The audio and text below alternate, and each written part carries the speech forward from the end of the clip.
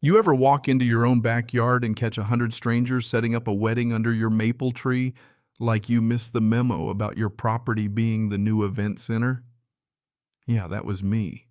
And it all started with Monica, the so-called HOA president, waltzing around my family's cabin like she owned the place.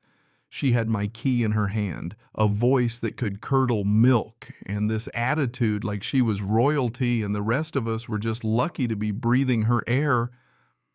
I swear it felt like I'd stumbled onto a movie set, except the joke was on me and the plot twist was just getting warmed up. See, this wasn't some friendly, hey, do you mind if we use your yard for a couple hours kind of deal. Monica had reserved my cabin for her granddaughter's wedding without so much as a text, a call, or, basic human decency. She said the HOA had approved everything, and when I asked her how she got my house key, she just dangled it and chirped, "Master key for community property, sweetie, sweetie," like I was some toddler about to wander into traffic. I'm a grown man, a 42-year-old engineer who's owned that cabin since before Monica even knew how to spell HOA. So I did what any reasonable person would do. I told her to get the hell off my property. That's when she whipped out her laminated certificate, looked like it was printed off a home computer, Comic Sans and all, and flashed it in my face like it was the Magna Carta. "Official HOA key authorization," she announced, beaming like she'd just revealed a winning lottery ticket. I could see the misspelled words, the crummy seal, and I swear the thing even smelled like fresh ink. But Monica wasn't fazed. She just called 911 and reported me for trespassing on my own land. You ever have someone gaslight you so hard you wonder if you're actually the crazy one? Yeah, that happened. So now I'm standing there watching this woman pace around with her phone, telling the police there's a dangerous man threatening the HOA president. I'm half expecting her to break into song, except mid-performance she backs right into a 3-tier chocolate fountain the wedding planners had set up. I'm talking a full-scale, slow-motion Titanic meets Willy Wonka disaster. Chocolate everywhere. Her phone is ruined. And every guest within 50 feet has their camera out recording the whole meltdown.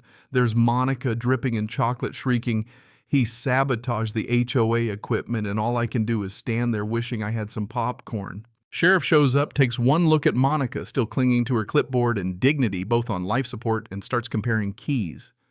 Turns out hers is identical to mine, right down to a scratch I'd put on it a year ago. When the sheriff asks about the master key system, Monica claims she invented it for community safety. Sheriff just nods, says he'll need to verify everything, and Monica's confidence pops right back up, Phoenix from the ashes style. But then my neighbor David shows up nervously, tugging at his sleeve, and that's when things get real. David, quiet guy, usually minds his business. But today he's got the look of a man who's seen a ghost, and he's got evidence to prove it. When the sheriff leaves, David comes over, folder under his arm, whispering like we're in a spy movie. Turns out Monica, if that's even her real name, has been illegally copying keys to half a dozen houses in the neighborhood.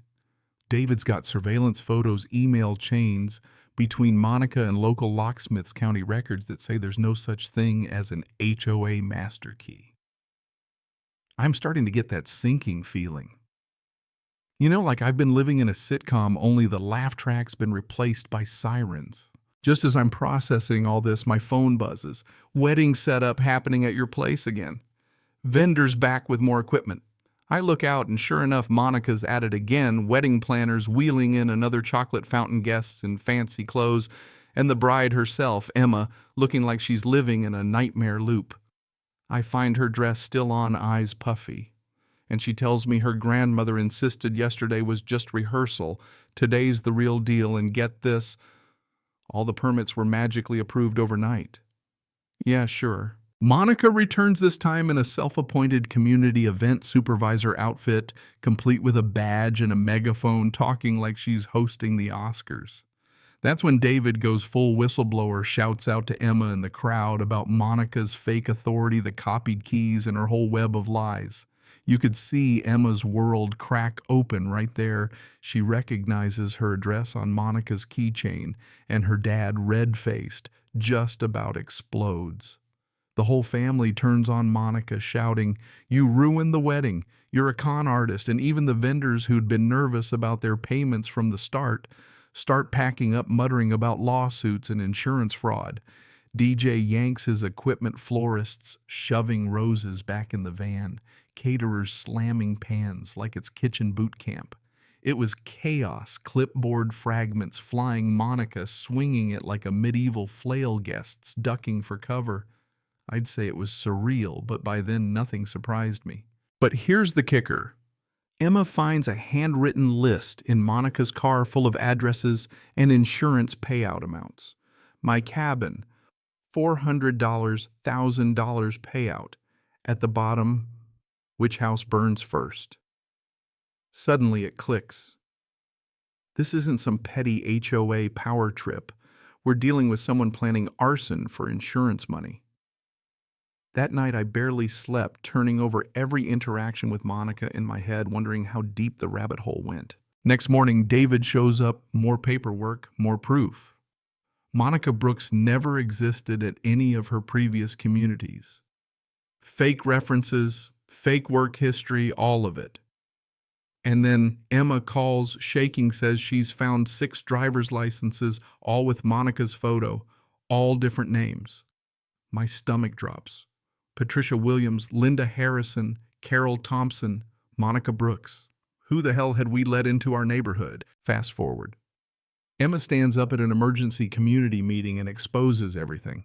Tells everyone Monica's real name is Patricia, that she's been using Emma's identity to launder money, $75,000, gone signatures, forged, fake vendors, the whole 9 yards.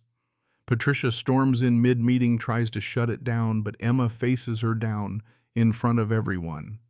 Lays out the bank records, the fake contracts, the proof. Patricia starts unraveling, flipping through personalities like a bad improv show.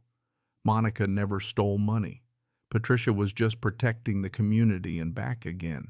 County prosecutor and deputies come in and arrest her right there, clipboard in hand, still arguing about room measurements. You ever see someone try to use math to get out of a felony arrest? This courtroom violates efficiency standards, she yells, calculator raised like it's a magic wand. I swear if it wasn't so dangerous, it would have been hilarious. At Patricia's arraignment, Emma's testimony blows the room away. Gasoline cans, arson plans, all of it. Patricia has a full meltdown, starts trying to calculate the cost of the trial per minute. Judge sentences her to 4 years in prison, $75,000.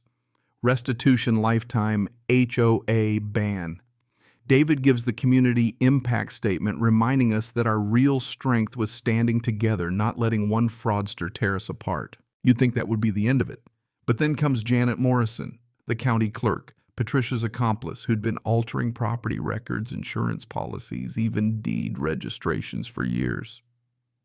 Detective Wilson cracks the case wide open after a sting involving Margaret Brooks, Patricia's sister, who moves in cookies and all, and starts asking the same nosy questions Patricia did.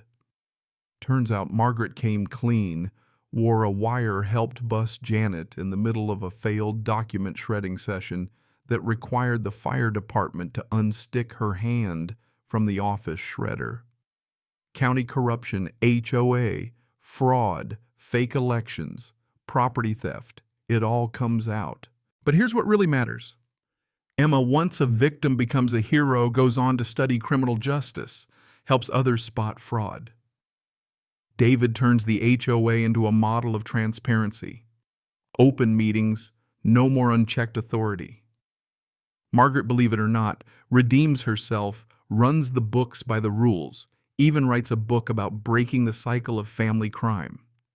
Our community doesn't just survive, it thrives. Property values up reputation for honesty, and we teach others how to do the same. 5 years on, we're still standing stronger than ever. Patricia, well, she ends up stocking shelves at a grocery store, fired for unauthorized measurement activities in aisle 4. Some people never learn.